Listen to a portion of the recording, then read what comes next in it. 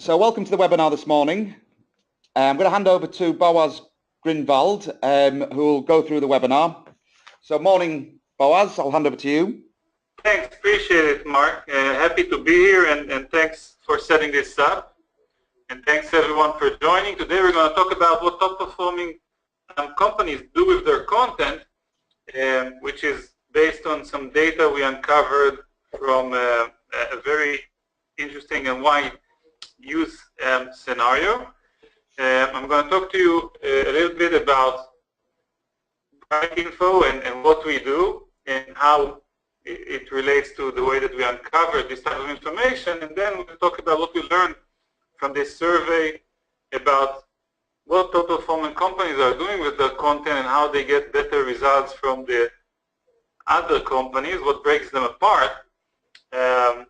Talk about the types of content that they use, what's working and not working, how it relates to the buyer journey, and then we'll go into a little bit of more detail specifically on what BrightInfo does to facilitate that. In the process, we'll have SuccessFlow also introduce us to their case study and best practices. So hopefully you'll find it an information-packed webinar. Okay, Boaz, can you just want to explain in a nutshell what BrightInfo actually is? Sure, Mark. So basically, BrightInfo is about engaging with 100% of your audience.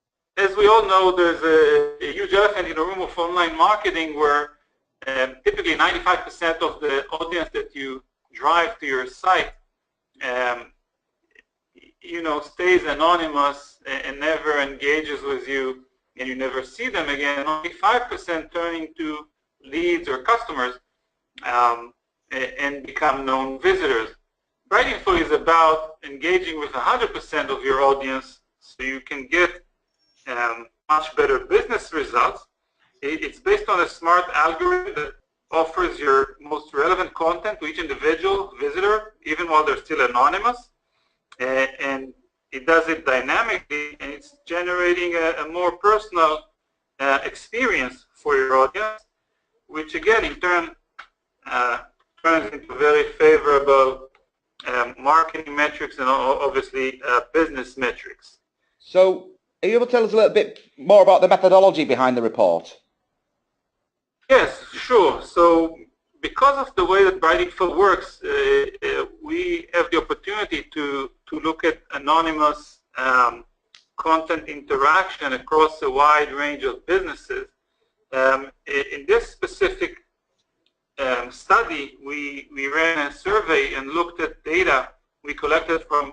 Because of the way that BrightInfo works, we have the opportunity to look at anonymous content interaction across a wide range of businesses. In this specific study, we ran a survey and looked at data we collected from 33 software technology companies across hundreds of thousands of unique monthly visitors and 1.5 million content interaction. And keep in mind, those are dynamic content interaction. It's not how people responded to a static web page that included in it an offer to download an ebook. We're talking about 1.5 million content interactions where BrightInfo dynamically served to each individual visitor a recommended piece of content. Could be a blog post, could be a webinar, could be an ebook or a video. And we analyze those dynamic interactions as a way to really understand the interest and responsiveness of the audiences of these businesses and what's working best in some of them. In terms of, first of all, the challenge of engaging your audience with content, we all know and we see basically based on the results of the 95% of your audience that stays anonymous, that engaging your audience with calls to action in general and with marketing content specifically is increasingly difficult. The key challenges range from basically trying to optimize your online real estate, having your web pages, blog pages be cleaner and leaner and not overwhelming your audience. In these days, we also worry about the end user device, and so we want a cleaner, typically design for your web pages that's not overly crowded and can be served well across tablets or mobile devices in a responsive manner.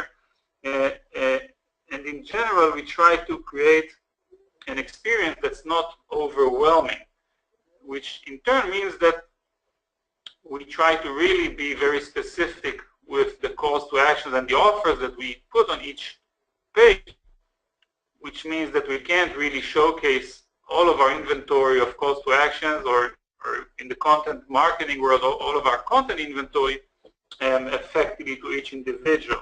Obviously, the flip side of it is that if you're in the content marketing space, you have a lot of content. You have a lot of blog posts, webinars, white papers, ebooks, videos, case studies, and whatnot.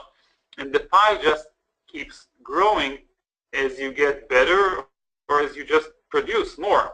And that's really the case of not seeing the forest for the trees, because your audience can't really sort out all of the different content assets that you have.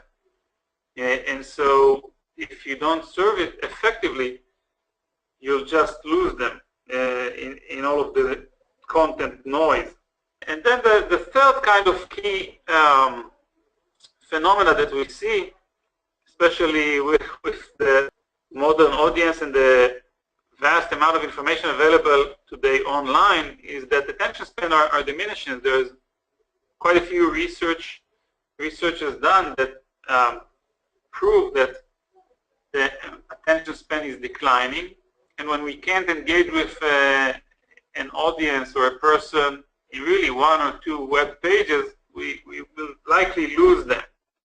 And that's underlying, again, the critical aspect of figuring out how to serve the content that is really very specific to the individual that's currently on your pages, how to do it quickly so they don't lose their attention span, and how to do it in a format that really doesn't overcrowd your web pages and fits all devices.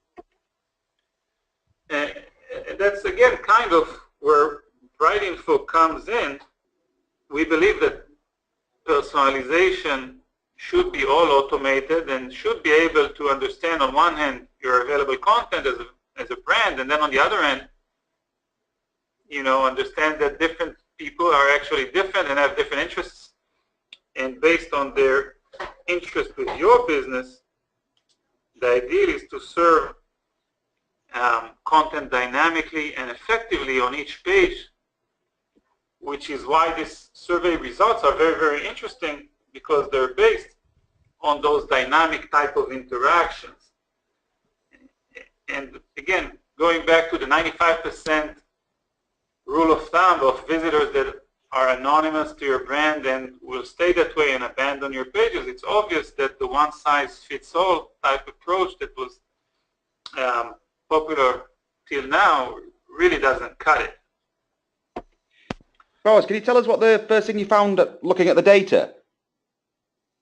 Yeah, definitely, Mark. So we found, first of all, that in order to get the maximum conversion and engagement rates from your audience, especially, again, on the anonymous side of your audience, you really want to try and get to a situation where you engage and have content offers seen by at least 75% of your audience. If you try to only target a smaller percent of your audience, maybe your blog visitors, maybe visitors to a certain section of your site, or maybe limit yourself to just I don't know, people who finish scrolling to the end of the page before you offer something new and personal for them to do next, you will not be as successful as the brands that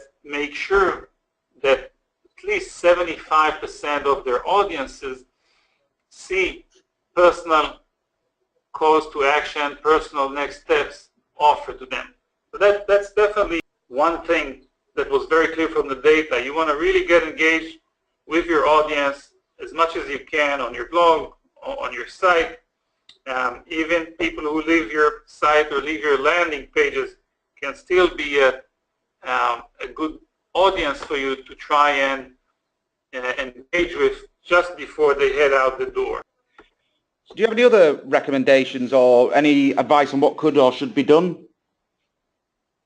Yeah, definitely. So one of the things that we recommend our customers is to not rely solely on the resources section as a way to drive content engagement. Again, because of all the reasons we mentioned earlier, attention span, the limited space on your web pages, a lot of brands really kind of hide all of their content in the resource section and expose just a fraction of it on their pages. It's probably a necessary evil, but again, I wouldn't rely on that as a way to engage or convert your audience, because that means that you rely on your audience really diving deep into your resources section, especially if you have, let's say, 50 or 100 resources or more, and they need to sift through them. And as we know, with the diminishing attention spans, it's not going to happen. So one clear recommendation that we provide to our customers is to try and shorten the distance between them,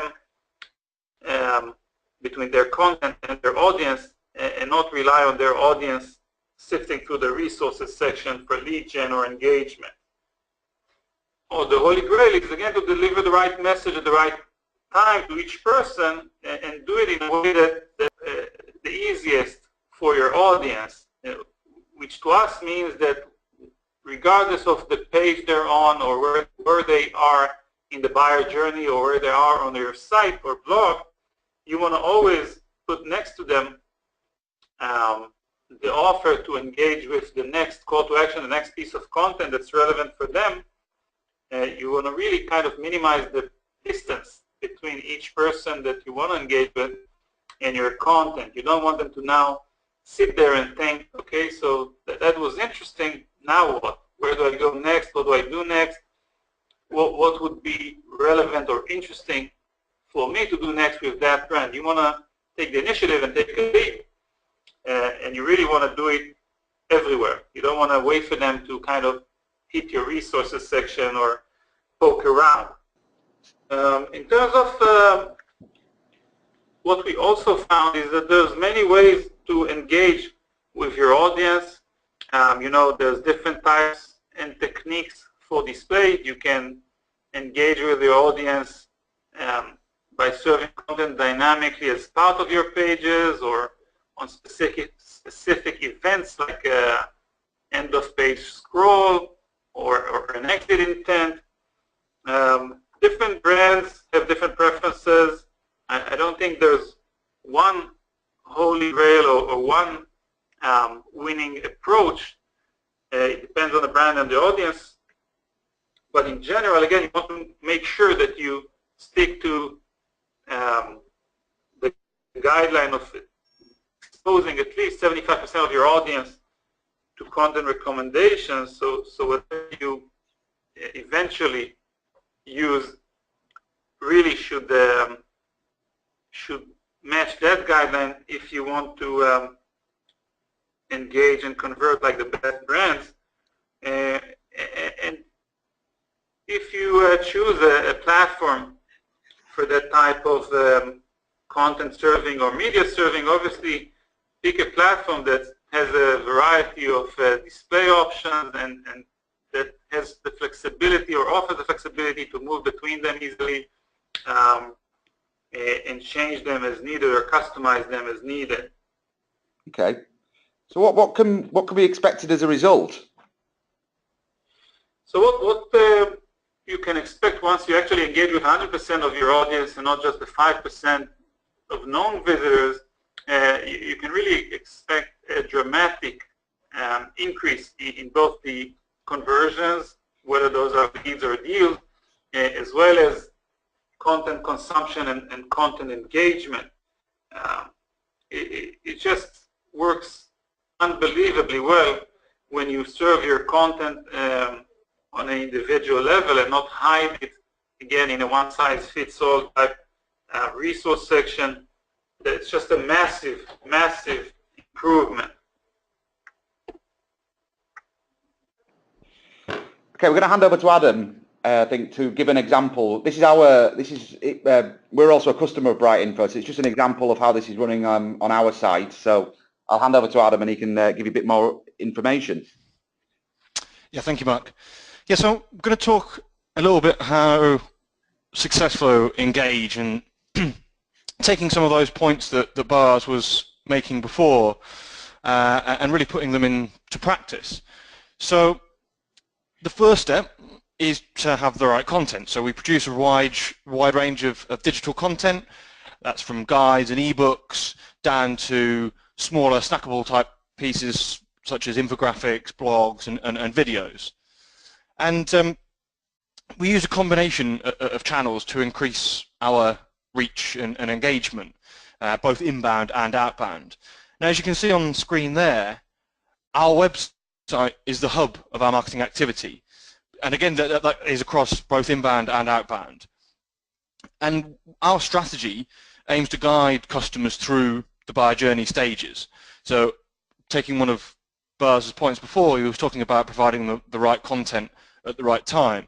So that is a fundamental part of what we do on our website, and that's a real key area that BrightInfo allows us to promote. So I'm going to talk about the customer journey quite a bit. You know, customer journey is very important to us, and by having the BrightInfo tool in place on different widgets across the website, again, which Boaz was talking about, it increases engagement because it helps to create that seamless customer journey. If people are on certain areas of the site, we can then guide them to other areas that we've got on the site, which is complementary to information they're looking at, or who they are, what information they've consumed previously in the past.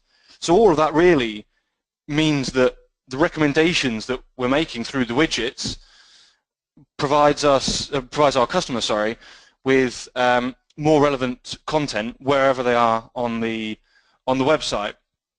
So you can see on there that the results that we're getting, and this is over about the last quarter of 2016. So on our website, you can see the BrightInfo on the right-hand side there has increased our website conversions by 138%, because again, we are considering that the customer needs a wide range of access to different types of content, and BrightInfo's widgets allow us to pull those through. What you can also do, and why those results for me are so high and boosted further, is you're able to pin different content to specific pages or specific widgets. So if we're looking to promote a key piece of content, it's of particular interest to a particular audience of ours, we can pin those pieces of content to guide people on that journey, which is thought through. So I'm just going to pass back to Boaz now before I touch upon the next points. Just before you do that, Adam, this is a question for Boaz actually. Can you just explain exactly what we mean by gated content, and also should we gate all of the content? Is that what we should be doing? Thanks, Mark. Sure. So basically, what we typically see with content brands is a mix of gated and open or non-gated content. Non-gated content is content that's open and accessible to everyone, and gated content is content that's typically placed behind a lead form or a personal information form, and you need to fill in the form in order to gain access to the full content. It's a lead gen mechanism, and it works great for content brands. What we found with our survey is that the top performing companies really gate between 60 and 75% of their content, which means that they keep 25 to 40% of their content open as a way to get the search engines to recognize them and to process that content, and as a way to get people to know them better once they find them first, and they can touch and play with some open, snackable content and understand what's the brand that they're looking at. Once they really kind of get to like you as a brand, once they find you and see the open content that you offer them, then you can take the next step and try to walk them down the buyer journey with a middle of the funnel content and later on bottom of the funnel content. Again, but it's a relationship and a journey, and you want to take it one step at a time, and you start the relationship with unlocked content or open content, and you want to then move it to a gated content type relationship. So what we found also is that brands that gate between 60 and 75% of their content really convert 132% better than brands that only gate maybe 40% of their content. So definitely you want to kind of balance well between open and locked content offers. Typically it looks like the rule of thumb ratio would be to have like a third of your content openly available to people so they get to know you, and then you want 2/3 of your content to be locked as a way to really maximize on the engagement and turn as many of your audience into known leads as possible. Okay, so could you give us some advice on what we should be doing? Yeah, I think again that's generic advice, and each business is a bit different, obviously, in terms of their buyer persona and audience. But in general, we see here a clear trend of gated content working very, very well for brands when used extensively, again, at least 2/3 of the time. So the obvious advice would be to produce much more gated content. That would be the best alternative. Alternatively, you can always limit your build out of open, ungated content as a way to kind of keep the balance between gated and non-gated content, but that's not as optimal, because obviously as you produce more content, you can tailor it better to different stages in the buyer journey or to different topics that interest your audience. So the content granularity is much better, and that's why the ideal would be to just produce much more content and keep the balance of gated and non-gated content 2/3 to a third type relationship.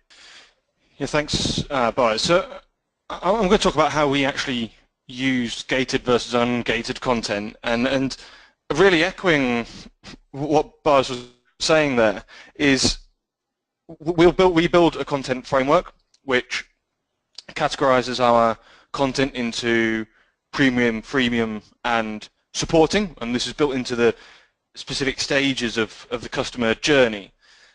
We also combine that with a content matrix, so we have a full matrix across content which we understand to entertain, to inspire, to educate and convince. So we map that out, and the supporting and the freemium type content is typically where, as it would suggest, supporting is where we start to promote the gated type content. So we're again coming back to the customer journey. At the top of the funnel, at the top of that journey, it allows us to produce lots more content and drive that traffic through the use of calls to action, leading to the gated content that we've also got on our site. And again, all of these are being promoted through the different widgets that we've got sitting on our website. And you know, we've taken various different stats, and I know Boaz was talking about the balance of gated and non-gated content, and we've optimized where we're promoting gated and non-gated content on those widgets across the site, which allows us to promote both. So I'm just going to flip back to Boaz and Mark, who are going to talk about content across the funnel now. You talked a little bit about this earlier, but could you just explain a bit more about what is tofu, mofu, and bofu? So tofu is basically top of the funnel, and mofu is obviously middle of the funnel, bofu is bottom of the funnel, and when we leverage content for marketing, we really want to have content spread across those different stages and is available for your audience to engage with. So typically on the top of the funnel, you would use open, non-gated content to build awareness and help people find you easily when they do a search in one of the search engines. So those ideally would be things like blog posts or case studies.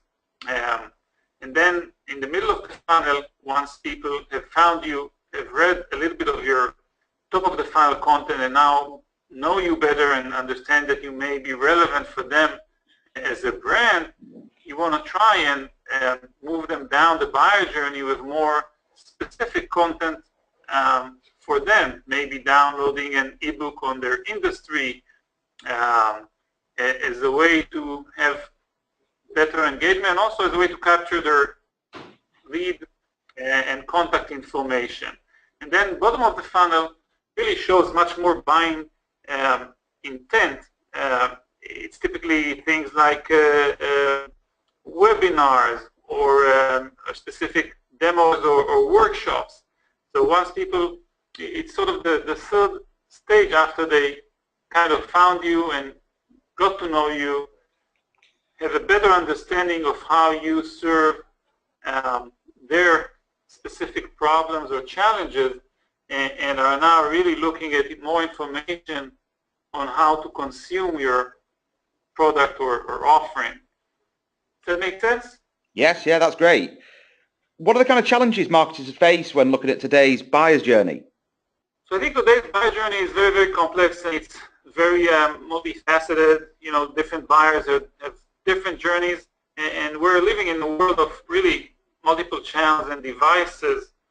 McKinsey, in one of the research articles, found that an average buyer goes through the decision journey and takes, I think on average, takes 6 touch points with a brand on multiple channels before they make a buying decision. So definitely we see a multi-touch type world where the funnel may be a fuzzy and people come and go on different channels based on their personal preferences and influence from their friends or co-buyers.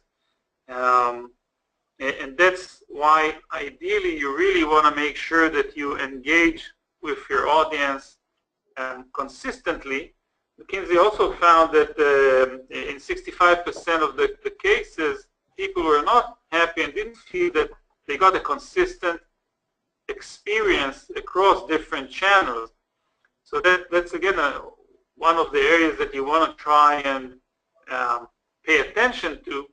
You expect to have multiple touch points with your audience and build out the journey across all of those different stages that we talked about before with the different calls to action, tofu, you know, mofu and bofu, and be consistent with your offerings. You don't want to have your audience feel like they are going back instead if they engage with you on different devices or they come to your website after they've been to your blog.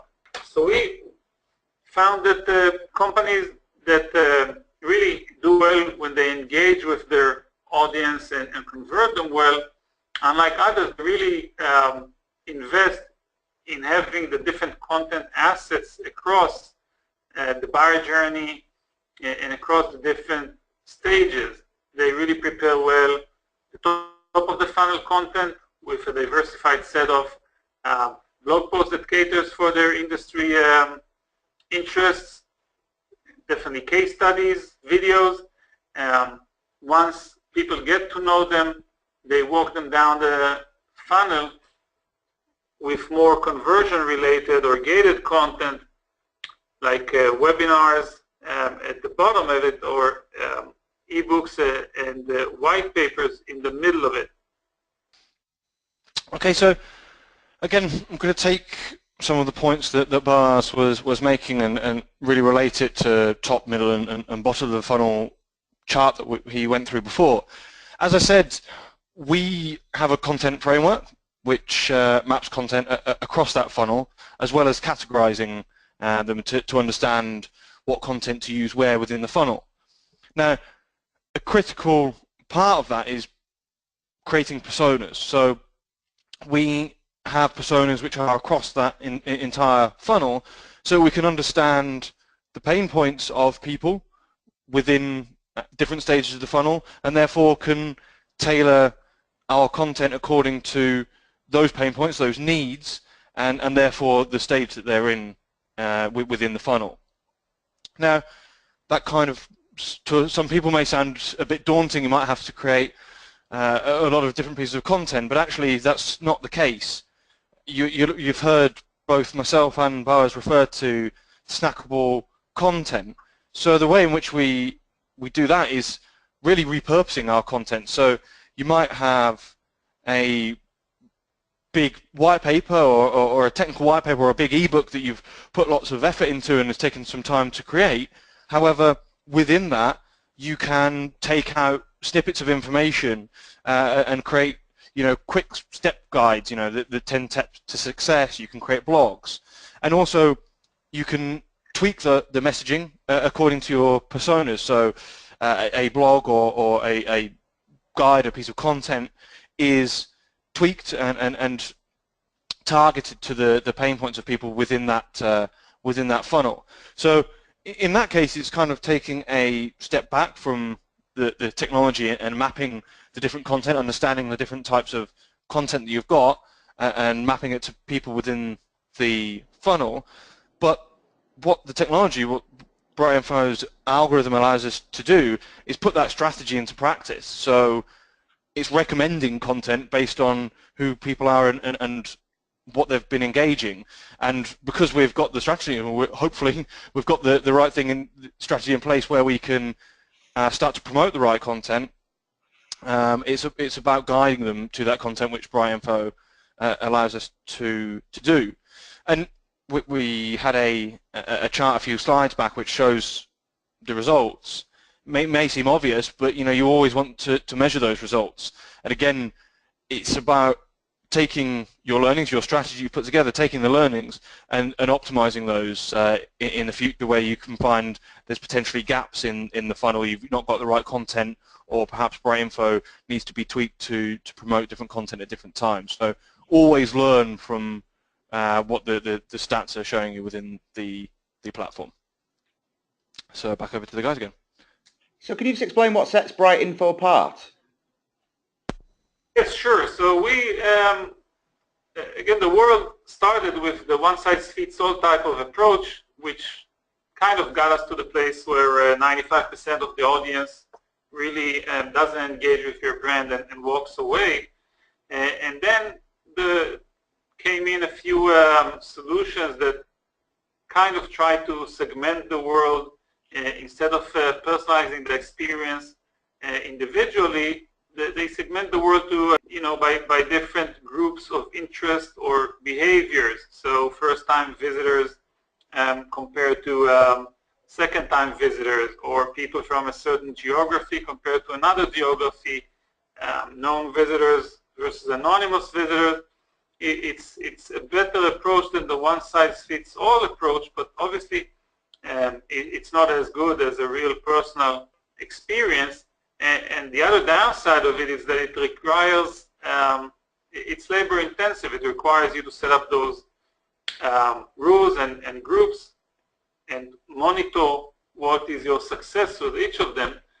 The BrightInfo approach is an all-automated approach to personalization. We just track the individual visitors and understand their interest with your brand, and immediately respond with your most relevant content and serve it to each individual on whatever page there are on your online assets.